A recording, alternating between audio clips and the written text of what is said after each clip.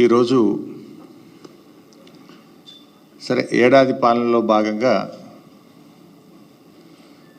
డీటెయిల్డ్గా BRS party తరఫున 7వ తారీఖు నాడు ఈ ప్రభుత్వ వైఫల్యాలపైన ఛార్జ్షీట్ వేస్తాం. కానీ ఈరోజు ఈ ఏడాది కాలంలో రేవంత్ రెడ్డి యొక్క డబుల్ స్టాండర్డ్స్, రేవంత్ రెడ్డి గారి యొక్క రెండు నాల్కల ధోరణి, ప్రతిపక్షంలో ఒక మాట, అధికారంలోకి వచ్చిన తర్వాత ఆయన మాట మార్చిన తీరు కావచ్చు. ఈవెన్ కొన్ని సందర్భాల్లో ముఖ్యమంత్రిగానే ముందొక మాట తర్వాత ఒక మాట, అంటే ముఖ్యమంత్రిగా బాధ్యతలు చేపట్టిన తర్వాత కూడా ఆయన మాట మార్చిన తీరు. ఇట్లా ముఖ్యమంత్రి గారు ఏంటంటే ప్రజలను ఏ రకంగా ఆయన మోసం చేస్తున్నారు, వంచిస్తున్నాడు, ఆయన నైజం అంటే ఉన్నది ఉన్నట్టుగా కుల్లం కుల్లా ప్రజల ముందు ఆయనకు నిజస్వరూపాన్ని బయటపెట్టే ప్రయత్నం చేస్తున్నాం. ఈరోజు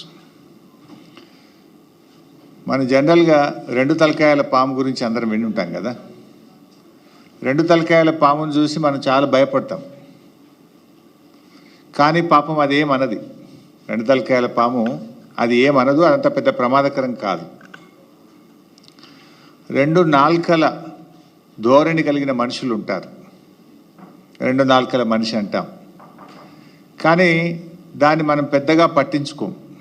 రెండు నాల్కల మనుషుల గురించి పెద్దగా పట్టించుకోం, కానీ వామ్మో అది చాలా ప్రమాదకరం, చాలా ప్రమాదకరం. అయితే ఈ రెండు నాల్కల వైఖరికి ఎవరు నిదర్శనమని రాష్ట్రంలో ఎవరిని అడిగినా కూడా స్పష్టంగా నిస్సందేహంగా చెప్తారు ఆయన ఎవరు అంటే రేవంత్ రెడ్డి, మన రాష్ట్ర ముఖ్యమంత్రి. డబుల్ ఎడ్జ్డ్ నైఫ్తోనైనా కొంత జాగ్రత్తగా ఉండొచ్చు, కానీ డబుల్ టంగ్ లీడర్లతో చాలా డేంజర్, సమాజానికి చాలా నష్టం వాళ్ళతో. డబుల్ స్టాండర్డ్స్ అంటే ఒక విషయం పైన నిన్నొక మాట మాట్లాడడం, ఈరోజు ఒక మాట మాట్లాడడం, రేపు ఒక మాట మాట్లాడడం, ఇది డబుల్ స్టాండర్డ్స్. నిన్నొక మాట, నేడొక మాట, రేపు ఒక మాట.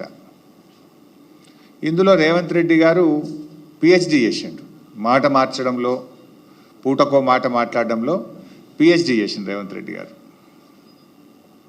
ఉల్టా ఇంకా మళ్ళీ ఆయన్నే అంటాడు, దబాయిస్తాడు, ఎవడా అన్నది, ఎవరన్నారు ఆ మాట అని ఉల్టా దబాయించి ముచ్చటగా మూడో స్టాండ్ చెప్పగలిగిన నేర్పరితనం కూడా రేవంత్ రెడ్డి గారిలో ఉంది. ఇవన్నీ నేను ఉత్తగా మాటలు చెప్తలేను, మీకు అన్నీ ఆయన నిజస్వరూపమే బయట పెడతా.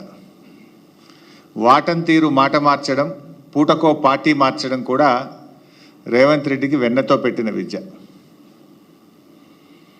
ఒక పార్టీలో ఉంటూ మరో పార్టీ అగ్రనాయకులను రాక్షసులు అంటాడు, మళ్ళీ అదే పార్టీలో చేరి దేవతలు అంటాడు.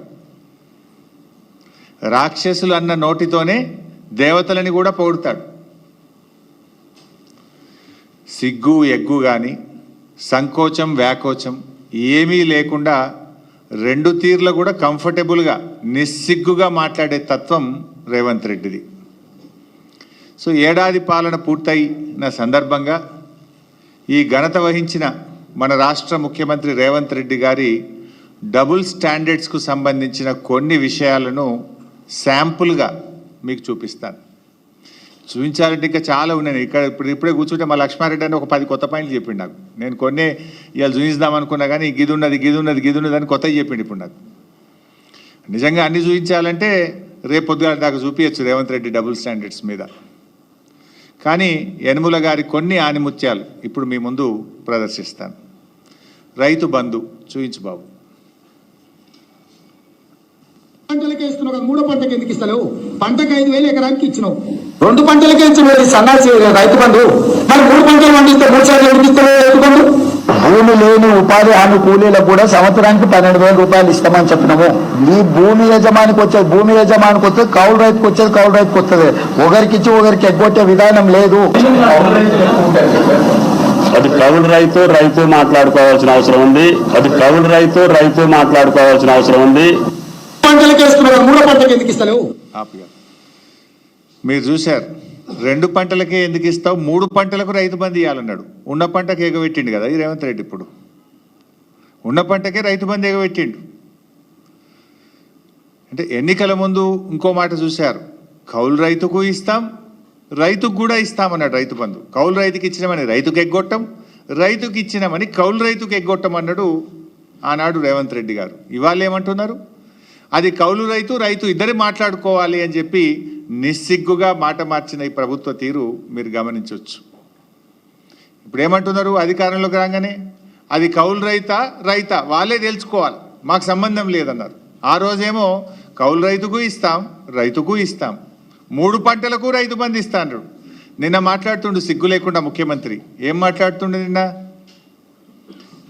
గత ప్రభుత్వం అట యాసంగి పంటలో రైతు బంధు ఎగ్గొట్టిందట. రైతు బంధు డబ్బులు ఇవ్వడానికి మేము జమ చేసి ప్రకటన కూడా చేస్తే ఎలక్షన్ కమిషన్ కంప్లైంట్ ఇచ్చింది మీరు, రైతు బంధును ఆపింది మీరు.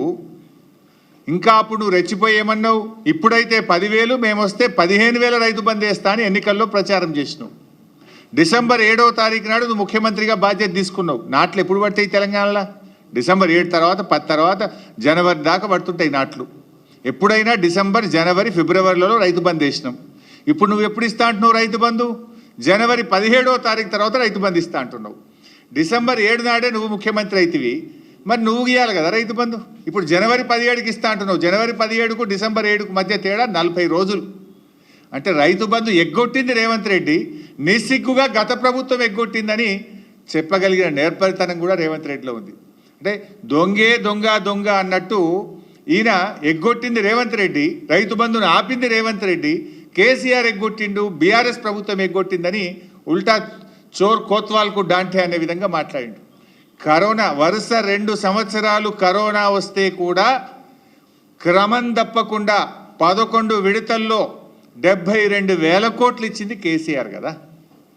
రైతు బంధు, రైతు బీమా కలిపితే 82,000 కోట్లు రైతులకు నేరుగా లబ్ధి చేకూర్చిన నాయకుడు కేసీఆర్, నిజమైన రైతు బంధువు కేసీఆర్.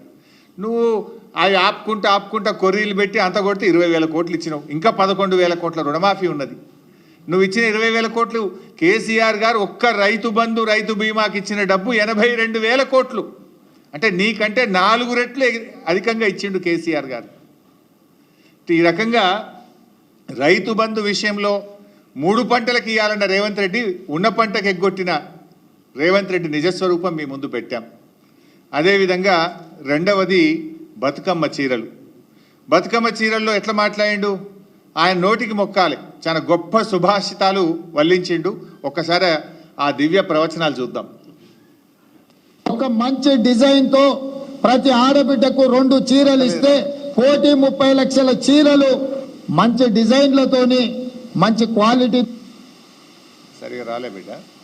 ఒక మంచి డిజైన్ తో ప్రతి ఆడబిడ్డకు 2 చీరలు ఇస్తే 1,30 లక్షల చీరలు మంచి డిజైన్లతోని మంచి క్వాలిటీతో ముందుకు రమ్మని మా అధికారులకు సూచన చేసినాం. ఒక్క మంచి ఆ రోజు ఏమో కేసీఆర్ గారి ప్రభుత్వం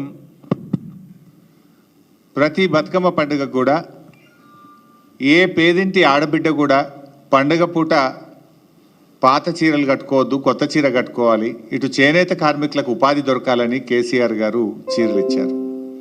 ఏమన్నాడు రేవంత్ రెడ్డి గారు, చాలా మంచి డిజైన్లు ఇస్తాం, ఒక్క చీర కాదు 2 చీరలు ఇస్తా అన్నాడు. కానీ ఉన్న చీర ఎగబెట్టిండు కదా రేవంత్ రెడ్డి. మన తెలంగాణలో ఆడపిల్లల్ని మహాలక్ష్మిలుగా చూస్తాం. జనరల్గా ఆడపిల్లలకు కట్నం పెడతామంటే ప్రాణం పోయినా సరే ఆడపిల్ల కట్నం తప్పకుండా ఇస్తాం, చెల్లించుకుంటాం, వాళ్ళ మాట తప్పకుండా ఇస్తూ ఉంటాం. ఆడపిల్లకు మాట ఇచ్చి తప్పితే అది పెద్ద పాపంగా మనం తెలంగాణలో భావిస్తూ ఉంటాం. మరి అలాంటి ఆడపిల్లల్ని, మన అక్కా చెల్లెల్ని మోసం చేసినటువంటి చరిత్ర ఇవాళ రేవంత్ రెడ్డి గారిది. ఆ రోజేమో 2 చీరలు ఇస్తా అన్నాడు. 2 చీరలు కాదు కదా, కనీసం జాకెట్ పీస్ కూడా ఇవ్వలేన, జాకెట్ పీస్ కూడా ఇవ్వలే. పండగ పూట ఆడపిల్లల్ని రేవంత్ రెడ్డి ఏ రకంగా బాధ పెట్టిండో, ఏ రకంగా మోసం చేసిండో ఆయన డబుల్ స్టాండర్డ్స్ ఇప్పుడు మన మహిళల విషయంలో చూసాం. అదేవిధంగా మూడోది ఎల్ఆర్ఎస్ చూపిస్తావునా. అప్పుడు ఎల్ఆర్ఎస్ మీద ఏఆర్ఎస్ ఏందో ఒక్కసారి చూద్దాం. ఏఆర్ఎస్ అంటే ఏందనుకుంటున్నారా? ఎల్ఆర్ఎస్ అయిపోయింది, ఇంక ఎంఆర్ఎస్ తెస్తాడంట. పెద్ద మంచి లేదు, పెద్ద మంచి ఎల్ఆర్ఎస్ అంటే అయ్యా ఇంక ఎంఆర్ఎస్ కూడా తెచ్చేటట్టు ఉన్నాడు. అదేంటి అంటే మ్యారేజ్ రెగ్యులరైజేషన్ స్కీమ్ సార్. వాళ్ళ రక్తాన్ని పీల్చాలనేటువంటి ఆలోచనతో రాష్ట్ర ప్రభుత్వం ఉంది. వీలైతే అసలు కట్టబాకండి. ఇబ్బడి ముబ్బడిగా మీరు తీసుకొచ్చిన అప్పులన్నింటినీ కట్టడానికి ఆ అప్పుల భారం ఈ రోజు ప్రజల మీద వేస్తా ఉన్నారు. ఈ రకంగా ఎల్ఆర్ఎస్ సబ్జెక్ట్ కూడా ఉంది. ఈ ఎల్ఆర్ఎస్ సబ్జెక్ట్ కి సంబంధించింది దానకిషోర్ గారు మీ అందరితో మాట్లాడారు, మేడం గారు కూడా మాట్లాడారు అనుకుంటాను, సిఎస్ గారు. దీన్ని కూడా మనం చాలా రషప్ చేసి ఏదైతే షార్ట్ ఫాల్ అప్లికేషన్స్ అన్ని కూడా వాళ్ళు మళ్ళీ అప్లోడ్ చేయడానికి మళ్ళీ మన వాళ్ళు నోటిఫికేషన్ ఏదో ఇచ్చినట్టు, మీకు షెడ్యూల్ ఏదో ఇచ్చినట్లున్నారు, వాటిని కూడా మనం షార్ట్ అవుట్ చేయాల్సిన రెస్పాన్సిబిలిటీ ఉంది. దానికి కావాల్సిన టీములు కూడా కావాలంటే ఐడెంటిఫై చేసుకొని రిక్వెస్ట్ చేసుకుందాం అనుకున్నాం. సో ఎల్ఆర్ఎస్ మీద ఏఆర్ఎస్ ఏందో చూశారు. ఎల్ఆర్ఎస్ అంటే ల్యాండ్ రెగ్యులరైజేషన్ స్కీమ్, మరి ఏఆర్ఎస్ అంటే యనమల రేవంత్ రెడ్డి స్కీమ్. ఆ రోజు బీఆర్ఎస్ పార్టీ అధికారంలో ఉన్నప్పుడు ఎల్ఆర్ఎస్ ఉచితంగా చేయాలని, పేదల రక్తమాంసాలు పీలుస్తున్నారని, పేదలను ఉసురు పోసుకుంటున్నారని రెచ్చిపోయి మాట్లాడిండు రేవంత్ రెడ్డి గారు, బట్టి విక్రమార్క గారు, ఉత్తమ్ కుమార్ రెడ్డి గారు, కోమటిరెడ్డి గారు, సీతక్క గారు. ఇంకా అందరి వీడియోలు ఉన్నాయి, నేను టైం వేస్ట్ చేయదలుచుకోలేదు. కానీ ఇవాళ ఏమంటున్నారు? డబ్బు కట్టాల్సిందేనట. ఇప్పుడు 15,000 కోట్ల రూపాయల డబ్బు కట్టండి అని అధికారులకు ఛార్జ్ మెమోలు ఇస్తున్నారు. ఏమైంది? ప్రజల దగ్గర డబ్బు కట్టిస్తలేరు. ప్రజల్ని బెదిరించండి, అవసరమైతే కడీలు వీకండి, లేఅవుట్లు కూల్చండి, ప్రజల చేత డబ్బు కట్టించండి అని చెప్పి ఇవాళ ప్రజల రక్త మాంసాలు పీల్చి ఇవాళ ఎల్ఆర్ఎస్ డబ్బులు పేద ప్రజల దగ్గర వసూలు చేస్తూ ఉన్నారు. నేను అడుగుతా ఉన్నా, ఆ రోజు ఉచితంగా చేయాలన్న మీరు ఇవాళ పేద ప్రజల రక్త మాంసాలు ఎందుకు పీలుస్తున్నారు? ఎందుకు ఎల్ఆర్ఎస్కు ప్రజలు డబ్బులు కట్టాలి? కట్టద్దు అని బట్టి విక్రమార్క మాట్లాడింది కదా, గదే మాట మేమంటున్నాం. తెలంగాణ ప్రజలారా ఎల్ఆర్ఎస్ కట్టకండి. ఆనాటి బట్టి గారి మాటని నేను ఇవాళ చెప్తా ఉన్నా. నిజంగా మీరు మనుషులైతే, మాట మీద నిలబడే తత్వం ఉంటే, పేదల మీద ప్రేమ ఉంటే ఎల్ఆర్ఎస్ను ఉచితంగా చేయాలని బీఆర్ఎస్ పార్టీ డిమాండ్ చేస్తుంది. 4వది నిరుద్యోగులు. ఇందులో అయితే త్రిబుల్ స్టాండర్డ్గా, డబుల్ స్టాండర్డ్ కాదు, మనోడు త్రిబుల్ స్టాండర్డ్. ఇది కూడా ఒక్కసారి చూద్దాం. త్రిబుల్ స్టాండర్డ్ అది ప్రతిపక్ష నాయకుడిగా ఆయన పెట్టిన ట్వీట్, అపోజిషన్ లో పెట్టినప్పుడు ట్వీట్, ముఖ్యమంత్రి అయిన తర్వాత మాట్లాడింది. ఒకసారి చదువు రాని వాళ్ళను ఇవాళ ప్రభుత్వం పరీక్షలు వేయాలంటారు, గ్రూప్ 1 పరీక్షలు వాయిదాలు వేయాలంటారు. నేను మా పిల్లలు కూడా పరీక్షలు కొందరు వాయిదేరు, కొందరు ముందు కోరు, కొందరు వెనుక కోరు అంటారు. తప్పకుండా పరీక్షలకు సంబంధించి కూడా మా పొన్నం ప్రభాకర్ గారికి చెప్తున్నా, పిల్లలు రోడ్డు ఎక్కే బదులు మన ప్రభుత్వం వినడానికి సిద్ధంగా ఉంది.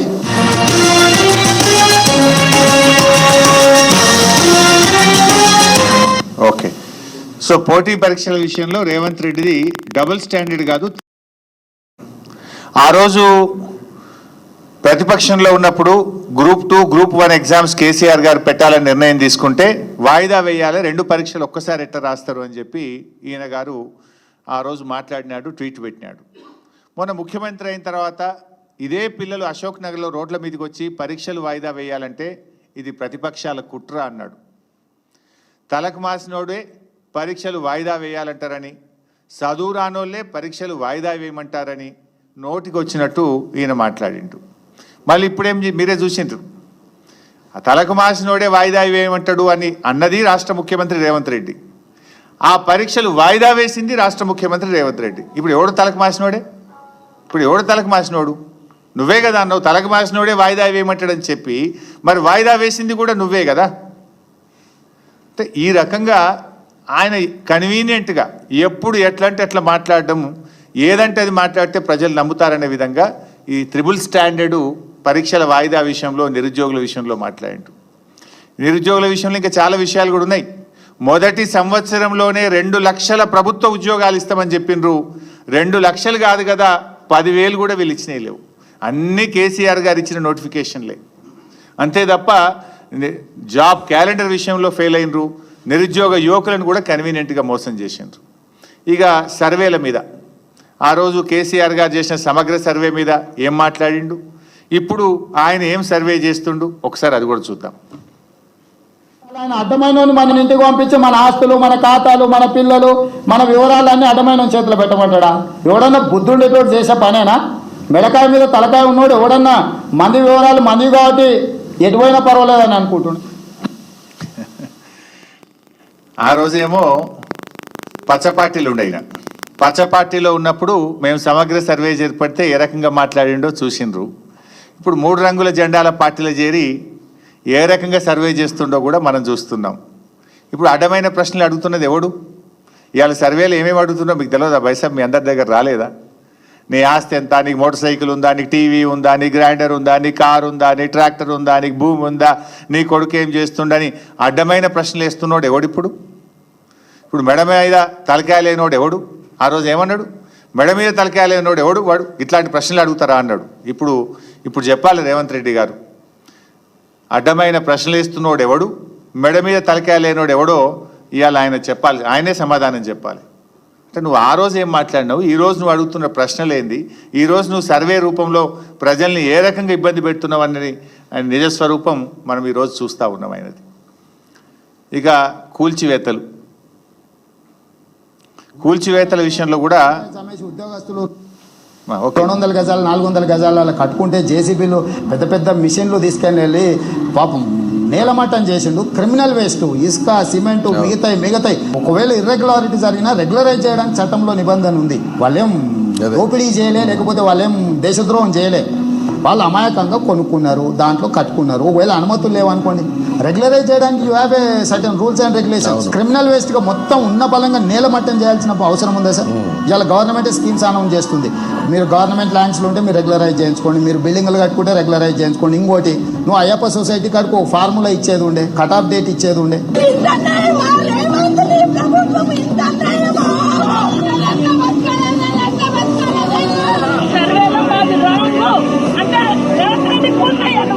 నిలబెట్టడం చాలా కష్టం. పడగొడతా ఒక్క నిమిషం, ఒక్క నిమిషం. ఇచ్చేది వాళ్ళు, కూల్చేది వాళ్ళు, చంపేది కూడా వాళ్ళైతే బాగుండు.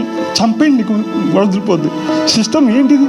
ఇది కరెక్ట్ కాదు. ఇది నా బుక్స్ కూడా అక్కడనే పడిపోయింది. అందరి బుక్స్, ఫ్యామిలీ మొత్తం బుక్స్ అక్కడనే ఉన్నాయి. మా బ్యాగులు కూడా తీయలేరా? చూసాం నేడేం చేస్తుండో మీరు చూశారు. బీఆర్ఎస్ హయాంలో కొన్ని అక్రమ కట్టడాలను కూలిస్తే అది జాతి ద్రోహం అని, అది క్రిమినల్ వేస్టలని కిరాక్ మాటలు మాట్లాడిండు రేవంత్ రెడ్డి ఆ రోజు. ఇవాళ అధికారంలోకి వచ్చిన తర్వాత ఇష్టం వచ్చినట్టుగా పేదల ఇండ్లను ఏ రకంగా కూలుస్తున్నాడో మీరు చూశారు. ఇది అన్యాయం అని అడ్డొస్తామని మేము మాట్లాడితే మమ్మల్ని కూడా బుల్డోజర్లు ఎక్కించి మిమ్మల్ని తొక్కుతా, చంపుతా అని ఎంత ఘోరంగా ఈ ముఖ్యమంత్రి మాట్లాడిండో మీరు చూసాం. ఇవాళ హైదరాబాద్లో ఎక్కడ చూసినా రేవంత్ రెడ్డి విధ్వంసాలు, శిథిలాలే కనబడతాయి. ఈయన ఏడాది పాలనలో కూల్చిన ఇండ్లే ఎక్కువ, కట్టిన ఇల్లు అయితే ఒక్కటి లేదు. ఏడాది రేవంత్ రెడ్డి పాలనలో కట్టిన ఇల్లు ఒక్కటి లేదు. ఎక్కడ పోయినా కూల్చిన శిథిలాలు మాత్రం కనబడతాయి. పాప మా పసిపాప నా పుస్తకాలు తెచ్చుకుంటా, మా నాన్న కొనిచ్చిన వాటర్ బాటిల్ తెచ్చుకుంటా అంటే కూడా సమయం ఇవ్వకుండా కూల్చినవు కదా. Is it not criminal waste mister Revanth Reddy? ఇది క్రిమినల్ వేస్ట్ కాదా? ఆ పిల్ల అమ్మాయి విద్యా సంవత్సరాన్ని కూడా ఆగం చేసినావు. మానవత్వం లేకుండా వాటర్ బాటిల్ని కూడా తెచ్చుకోకుండా కూల్చినవే. మరి ఆ రోజు నువ్వేం మాట్లాడినావు, ఇవాళ నువ్వు చేస్తున్నది ఏందో ఒక్కసారి ఆత్మవిమర్శ చేసుకో. ఇక పోలీస్ ప్రవచనాలు కూడా చూడాలి. ఈయన పోలీసుల గురించి ఈయన మాట్లాడిన ప్రవచనాలు కూడా ఒకసారి చూద్దాం. Video please. అయ్యా, ఏ పోలీస్ అయ్యిందా? పోనీ వారానికి సెలవు వచ్చిందా? గణేష్ పండుగలకో లేకపోతే రంజాన్ పండుగలకు హైదరాబాద్కి డ్యూటీ వేస్తే రోడ్ల మీద 10 రోజులుంటే స్నానాలు చేయక డ్రాయర్ కోసుకపోయి రోడ్డు మీద నేను పోలీసు వాళ్ళ కుటుంబం నుంచి వచ్చిన.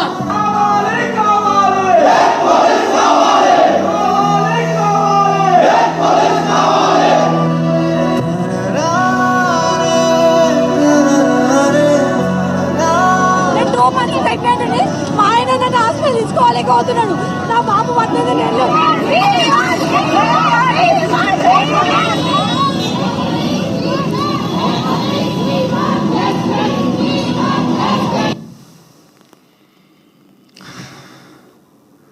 చూస్తే ఎన్ని ఉన్నాయో, ఇంకా చాలా ఉన్నాయని. ప్రతిపక్షంలో ఉన్నప్పుడేమో పోలీసుల గురించి కన్నీరు పెట్టి, అధికారంలోకి రాగానే పోలీసులతోని పోలీసుల కుటుంబ సభ్యులతో కన్నీరు పెట్టించిండు.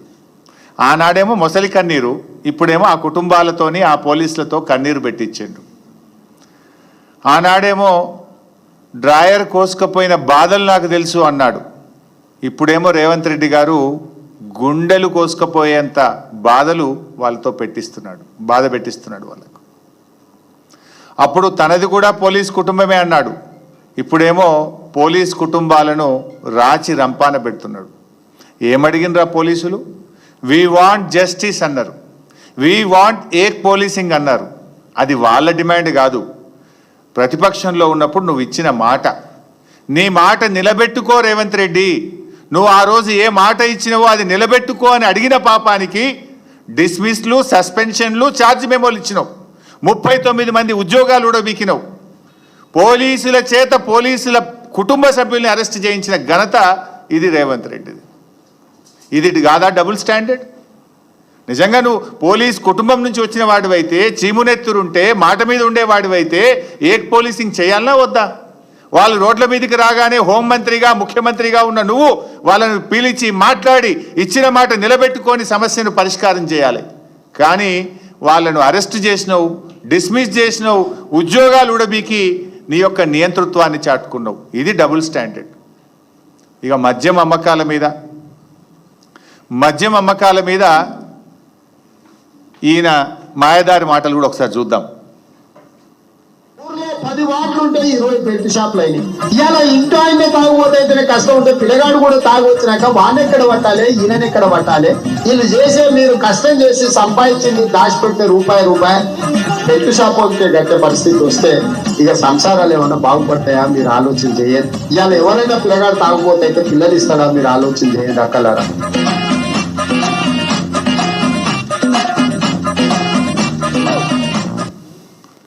అప్పుడేమో మద్యం వద్దని పద్యం, ఇప్పుడేమో మద్యమే మాధ్యం. ఇది రేవంత్ తీరు. నేను అసెంబ్లీలో కూడా అడిగిన ఈ మాట. ఈ సంవత్సరం బడ్జెట్లో గత సంవత్సరం కంటే 10,000 కోట్ల రూపాయలు మద్యం మీద అధిక ఆదాయం కావాలని లక్ష్యంగా పెట్టుకున్నారు. వీళ్ళు బడ్జెట్లో పెట్టుకున్నారు. ఈ మధ్య రేవంత్ రెడ్డి ఎక్సైజ్ శాఖను రివ్యూ చేసినాడు. రివ్యూ చేసి అమ్మకాలు తగ్గుతున్నాయి, సేల్స్ పెరగాలి కదా. పోయిన సంవత్సరం కంటే ఈ సంవత్సరం ఏ సర్కిల్ పరిధిలో ఏ జిల్లాలో మద్యం అమ్మకాలు తగ్గినాయో ఆ అధికారులందరికీ ఛార్జ్ మెమోలు ఇచ్చిండి.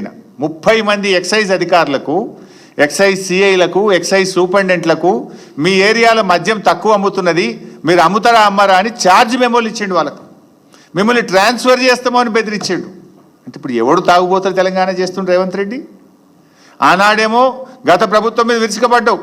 ఇవాళ అంతకంటే ఎక్కువ 10,000 కోట్లు మద్యాన్ని ఎక్కువగా తాగించాలి, 10,000 కోట్లు అదనపు ఆదాయం రావాలని లక్ష్యంగా పెట్టుకొని ఛార్జ్ మెమోలు ఇచ్చిన రేవంత్ రెడ్డి నిజస్వరూపం ఇప్పుడు మనం చూస్తున్నాం.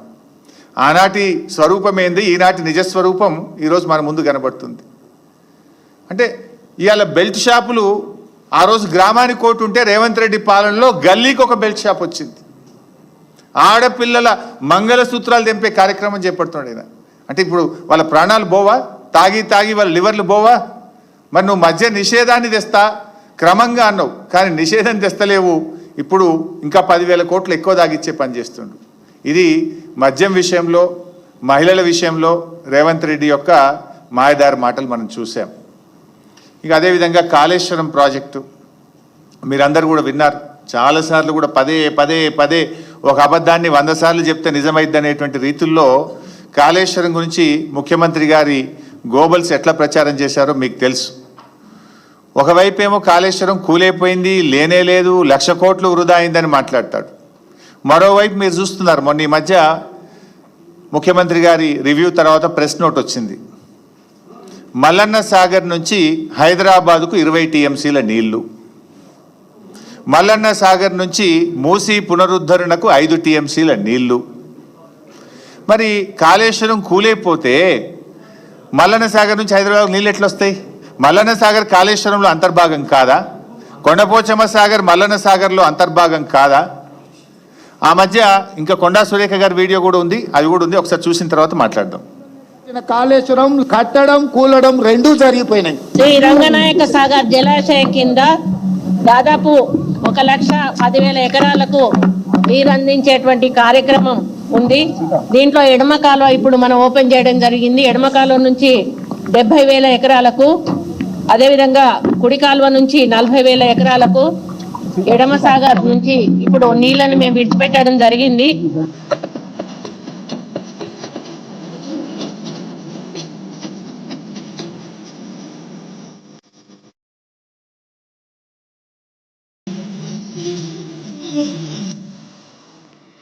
చూసారు కదా బైసాబ్, కాళేశ్వరం కట్టుడైపోయిందట, కూలుడైపోయిందట. మరి కూలుడైపోతే 20 టీఎంసీల నీళ్లు హైదరాబాద్కి ఎట్లా వస్తున్నాయి, 5 టీఎంసీల నీళ్లు మూసీకి ఎట్లా వస్తాయి? మన మంత్రి గారేమో 1,10,000 ఎకరాలకు నీళ్ళు ఎట్లా విడుదల చేసే? మరి ఈ రకమైనటువంటి గోబల్స్ ప్రచారం. ఇవాళ ముఖ్యమంత్రి గారు బహుశా సిద్దిపేట జిల్లాకు పోతున్నాడు. కోకోకోలా ఫ్యాక్టరీ ఒకటి ఇనాగ్రేషన్ చేయడానికి వెళ్తున్నాడు. అది ఎడికెళ్ళి వచ్చింది? కోకోకోలా కంపెనీకి సరఫరా అయ్యే నీళ్లు కూడా కాళేశ్వరం నీళ్ళే. అసలు ఆ కోకోకోలా కంపెనీ ఎందుకు పెట్టిందాడా? కాళేశ్వరం నీళ్లు ఉన్నాయి కనుక, కొండపోచమ్మ ప్రాజెక్ట్ ఉంది కనుక, దాని నుంచి నీళ్లు వస్తున్నాయి కనుక, నీటి సరఫరా ఉంది కనుక అక్కడ ఫ్యాక్టరీ ఆ రోజు వాళ్ళు పెట్టిండ్రు. ఆనాడు కేసీఆర్ గారు ఆ భూ నిర్వాసితులకు అక్కడ ఉద్యోగాలు దొరకాలని ఫ్యాక్టరీ పెట్టించిండ్రు. ఇవాళ ఈయన పోయి ఇనాగ్రేషన్ చేస్తుండ్రు. ఇవాళ రేవంత్ రెడ్డి గారు ఇనాగ్రేషన్ చేసే కోకోకోలా ఫ్యాక్టరీ కూడా కాళేశ్వరం ప్రాజెక్టులో అంతర్భాగమే. గా నీళ్లు ఉన్నాయి కనుకనే గా ఫ్యాక్టరీ గాడు వచ్చింది. గా విషయం కూడా ఆయనకు తెలియదు. తెలుసు డబుల్ స్టాండర్డ్. ఇక సోనియా గాంధీ గారు, అది కూడా ఒకసారి చూస్తే అయిపోతుంది. సోనియా గాంధీ ఎందుకంటే పాపం ఆగాదు, నేను చెప్పినాక వెట్రా బిడ్డ ఎంత తొందరపడుతున్నారు నాయన. రేవంత్ రెడ్డి గారి డబుల్ స్టాండర్డ్స్ విషయంలో పాపం సోనియా గాంధీ గారు కూడా అతీతం కాదు.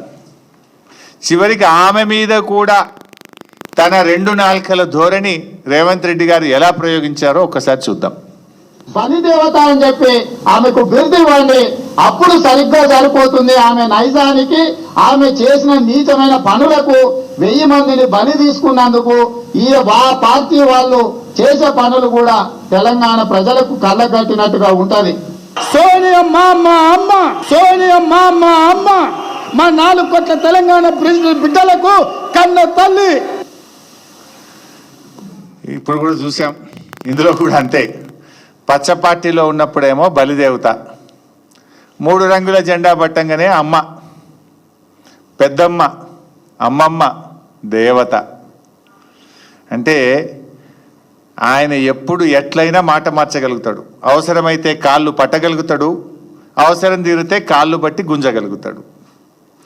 ఆ చేయితోనే పూలు విసరగలుగుతాడు, ఆ చేయితోనే రాళ్ళు కూడా విసరగలిగేటువంటి నేర్పరి మన రాష్ట్ర ముఖ్యమంత్రి రేవంత్ రెడ్డి గారు. అంటే చివరికి సోనియా గాంధీ గారి విషయంలో కూడా ఆయన డబుల్ స్టాండర్డ్, ఆయన 2 నాల్కల ధోరణి పాపం ఆమెకు కూడా తప్పలేదు. నెక్స్ట్ పార్టీ ఫిరాయింపులు. ఈ సరఫరా సీఎం ఫిరాయింపుల మీద ఎలా మాట్లాడిండో, ఎలా మాట ఫిరాయించిండో కూడా ఒక్కసారి చూద్దాం. కుక్కలు ఊర్లో స్వైర విహారం చేసి ప్రజల్ని కరిస్తే తరిమి రాళ్లతో కొట్టేట్లయితే చంపుతారో, బీఫామ్ మీద గెలిచి రాజీనామా చేయకుండా పార్టీ ఫిరాయించిన వాళ్ళను రాళ్లల్లో ఊర్లలోకి వస్తే రాళ్లతో కొట్టండి అని చెప్పి నేను కాంగ్రెస్ పార్టీ కార్యకర్తలకు విజ్ఞప్తి చేస్తున్నా. పిచ్చి కుక్కలు ఊర్లో. చూశారు కదా మిత్రులారా, ప్రతిపక్షంలో ఉన్నప్పుడేమో పార్టీ ఫిరాయించిన వాళ్ళను రాళ్లతో కొట్టి చంపాలన్నాడు. అధికారంలోకి వచ్చిన తర్వాత ఇల్లు గడప గడప తిరుక్కుంటూ, కడుపులల్లో తలబెట్టుకుంటూ పార్టీలో కండువాలు కప్పి ఎట్లా చేర్చుకున్నారో కూడా మనం చూస్తూ ఉన్నాం. అంటే రేవంత్ రెడ్డి మార్క్ పాలన ఎలా ఉంది అంటే ఫిరాయింపులు, దబాయింపులు, బుకాయింపులతో కూడినటువంటి రేవంత్ పాలన ఇది. ఇంత స్పష్టంగా పార్టీ ఫిరాయింపుల విషయంలో ఎంత నిస్సిగ్గుగా ఆయన మాట్లాడిండో కూడా మనం చూసాం. అదేవిధంగా ఇప్పటికి 11 చూశారు బైసాబ్ మీరు. ఒక 30-40 ఉన్నాయి, ఎన్ని చూపించమంటారు? ఇంకో 4-5 చూపిస్తా. శిలాపలకాలు. శిలాపలకాల మీద ప్రతిపక్షంలో ఉన్నప్పుడు ఏమంటుండే అంటే, శిలాపలకాల మీద పేర్లు అవసరమా అని ఒక విచిత్రమైన మాటలు మాట్లాడుకుంటూ పేర్లు ఎందుకు, హోదా రాస్తే చాలు కదా, ముఖ్యమంత్రినో మంత్రిని రాస్తే చాలు, వీళ్ళ పేర్లు అవసరమా అన్నాడు. ఒకసారి చూద్దాం. ఈ రాష్ట్రానికి 2, 3, 4 ముఖ్యమంత్రులు లేరు, ఒక్కడే ఉన్నాడు. గత 9.5 ఏళ్ల నుంచి. ఎక్కడ శిలాఫలకం వేసినా తెలంగాణ ముఖ్యమంత్రి కల్వకుంట్ల చంద్రశేఖరరావు అని పేరు ఎందుకు రాస్తారు? తెలంగాణ ముఖ్యమంత్రి అని రాయొచ్చు కదా.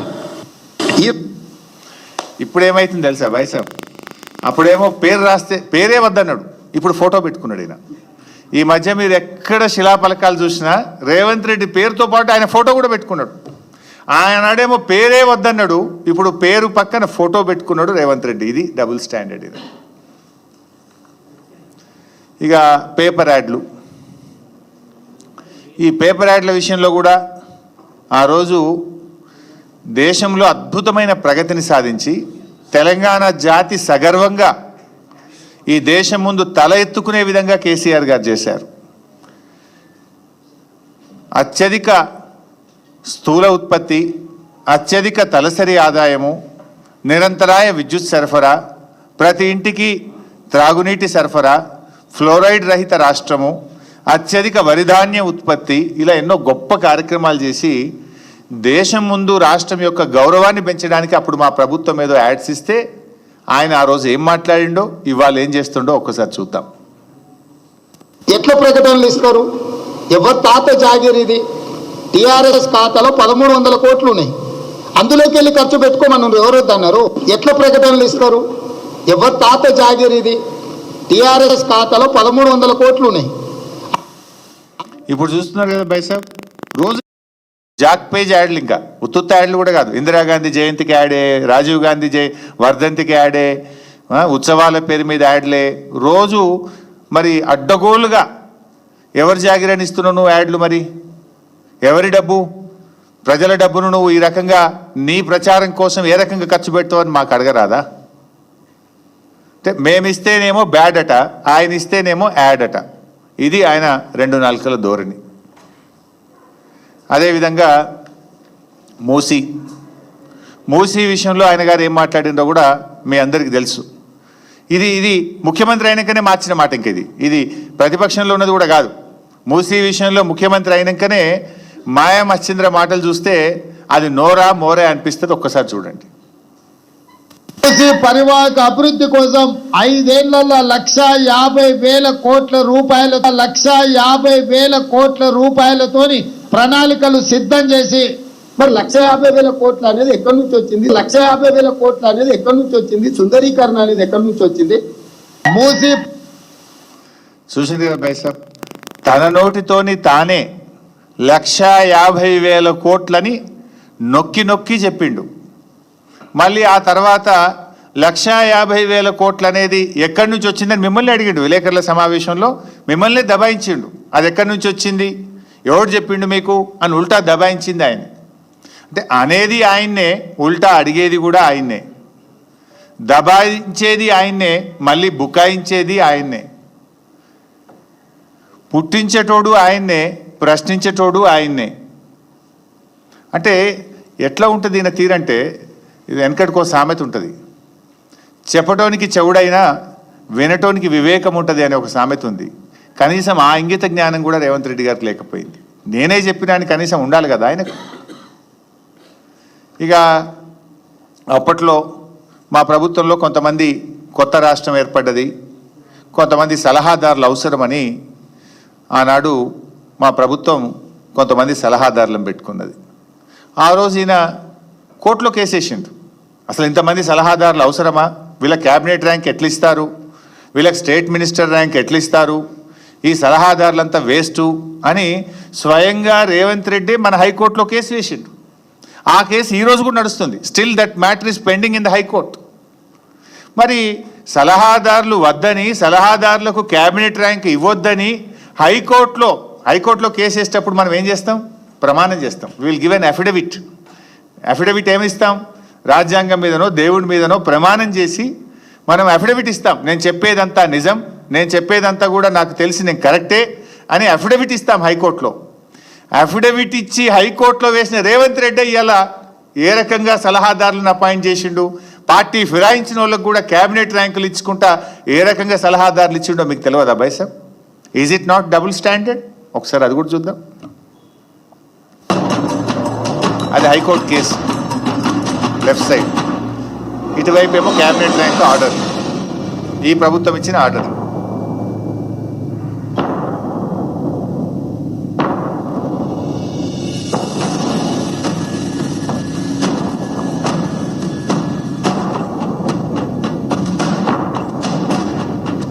చాలామందికి ఇచ్చాడు, పెద్ద లిస్ట్ ఉంది, అది చదివితే పేర్లు, ఆ పేర్లన్నీ చదవాలంటే ఇంకా చాలా ఉన్నాయి. అంటే ఇప్పుడు ఆయనే సమాధానం చెప్పాలి. హైకోర్టులో నువ్వే అఫిడవిట్ ఇచ్చినావు, నీ సంతకంతో నువ్వు అఫిడవిట్ ఇచ్చినావు, క్యాబినెట్ ర్యాంక్ ఇది అన్యాయం, తప్పు, ఇది అన్కాన్స్టిట్యూషనల్ అన్నావు. ముఖ్యమంత్రి కాగానే మారిపోతుందా? ఇప్పుడు దీనికి ఆయనే సమాధానం చెప్పాలి. ఇక యూట్యూబ్ ఛానళ్ళ గురించి మీకు తెలిసి ఏమన్నాడు. ఆ రోజేమో యూట్యూబ్ ఛానళ్ళు చాలా గొప్పవి, మీరే గ్రేట్ అన్నాడు వాళ్ళని. ఇప్పుడేమంటుండు యూట్యూబ్ ఛానళ్ళ మీద అంటే వీళ్ళందరూ కూడా అరాచక ఛానళ్ళు అట. వీళ్ళంతా అరాచక ఛానళ్ళు, వీళ్ళు అరాచకం చేస్తున్నారు. ఏం అరాచకం ఏమన్నా, నీ బట్టలు ఇప్పుతురుగా అంతే, ఉన్నది ఉన్నట్టు నీ సంగతి అంతా బయట పెట్టిరు.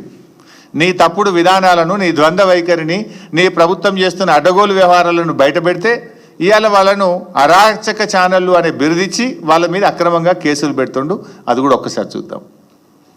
దోస్తే వాడు ట్యూబ్ పెట్టుకొని, ఆ ట్యూబ్ లో పెట్టుకొని వాడు మెడలో పట్టేసుకొని, మెడలో ఇది కట్టుకొని వాడు నేను ట్యూబ్ కు జర్నలిస్ట్ అని బయలుదేరితే ఏది పడుతుంది మధ్యలోనే అడ్డం దొడ్డం మాట్లాడి ఎవరిదో.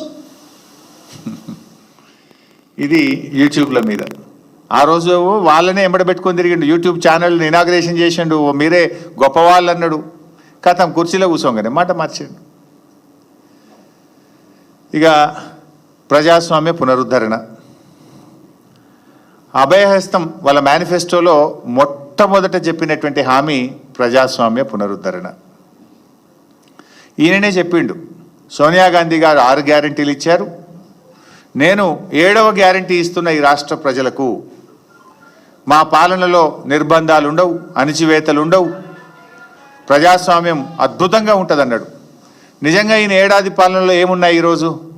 నిర్బంధాలు, అణిచివేతలు, లాఠీ చార్జీలు, కంచెలు, ఆంక్షలు.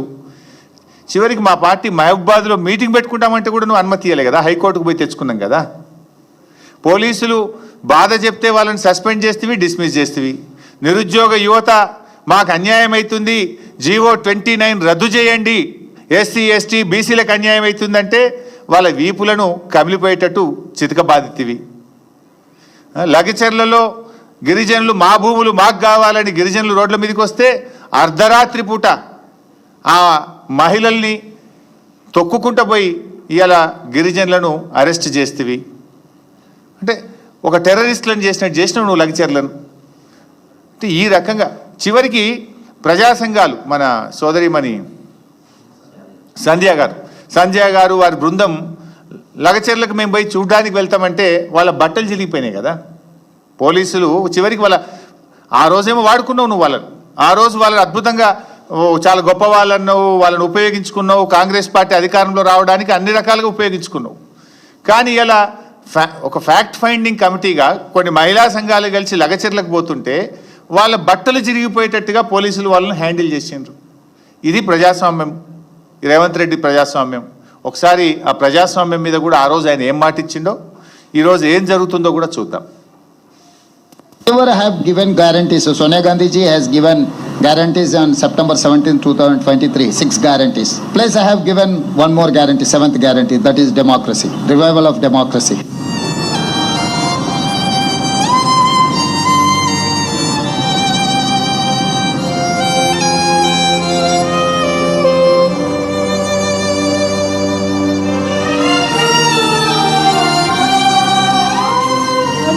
వచ్చి మా ఆయన తీసుకువెళ్ళిండ్రు సార్. ఇంతగా నన్ను దౌర్జన్యం ఎందుకు చేస్తుండ్రు, నేను ప్రెగ్నెన్సీ లేడు ఉన్నా, నాకు ఎవరు లేరు అని చెప్తే కూడా ఈడవకుండా తీసుకువెళ్ళిండ్రు సార్. ఇప్పుడు నాకు పెయిన్స్ వస్తున్నాయి, ఎవరు తీసుకువెళ్తారు? మా ఇంట్లో అయితే ఎవరు లేరు, నేను ఒక్కదాన్నే ఉన్నా. అంటే చెప్పిందేమో ప్రజాస్వామ్య పునరుద్ధరణ, కానీ జరుగుతున్నదేమో ప్రజాస్వామ్య హనన. ఈరోజు ఈ రాష్ట్రంలో జరుగుతుంది. ఎక్కడ అసలు ఉందా ప్రజాస్వామ్యం? ప్రశ్నిస్తే కేసులే, సోషల్ మీడియాలో పోస్టు పెడితే కేసులే, కొండారెడ్డిపల్లికి పోయిన జర్నలిస్టుల మీద దాడి చేస్తారు, బీఆర్ఎస్ ఎమ్మెల్యేల ఇండ్ల మీద దాడులు చేస్తారు. ఇక ఏం జరిగినా ప్రతిపక్షాల కుట్రనే. నిరుద్యోగ యువత అశోక్ నగర్లో రోడ్డు మీదకి వస్తే ప్రతిపక్షం కుట్ర అంటాడు. ఈ హాస్టళ్లలో పిల్లలకు విషాహారం తిని ఆసుపత్రుల పాలవుతుండ్రు, పిల్లలు చనిపోతుండ్రు అంటే ప్రతిపక్షాల కుట్ర అంటాడు. మా ఆర్ఎస్ ప్రవీణ్ మీద కేసు పెడతారు, మాట్లాడితే ప్రతిపక్షం కుట్ర. ఇదేనా ప్రజాస్వామ్యం? ఇక ఎన్కౌంటర్లు. వెనకట రేవంత్ రెడ్డి గారు ప్రతిపక్షంలో ఉన్నప్పుడు నక్సలైట్లు ఉండాలి ఈ దేశంలో, ఈ రాష్ట్రంలో. నక్సలైట్ల మీద ఏ రకంగా ఆ రోజు ముసలి కన్నీరు గార్చారో ఒక్కసారి చూద్దాం. నక్సలిజం ఉంటే నక్సలిజం తీవ్రవాదం వల్ల అభివృద్ధి కుంటుపడుతుందేమో అని ఆ రోజు అనుకున్నాం. కానీ ఇవాళ వాళ్ళు ఉంటే బాగుండేమో అనుకున్న పరిస్థితి వచ్చింది రాష్ట్రంలో.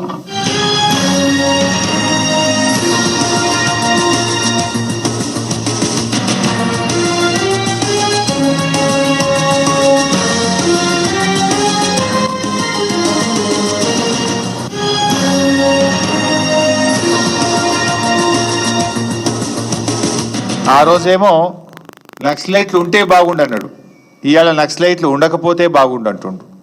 ఇలా 3వ ఎన్కౌంటర్ ఈ ప్రభుత్వం వచ్చిన తర్వాత, 3rd ఫేక్ ఎన్కౌంటర్స్.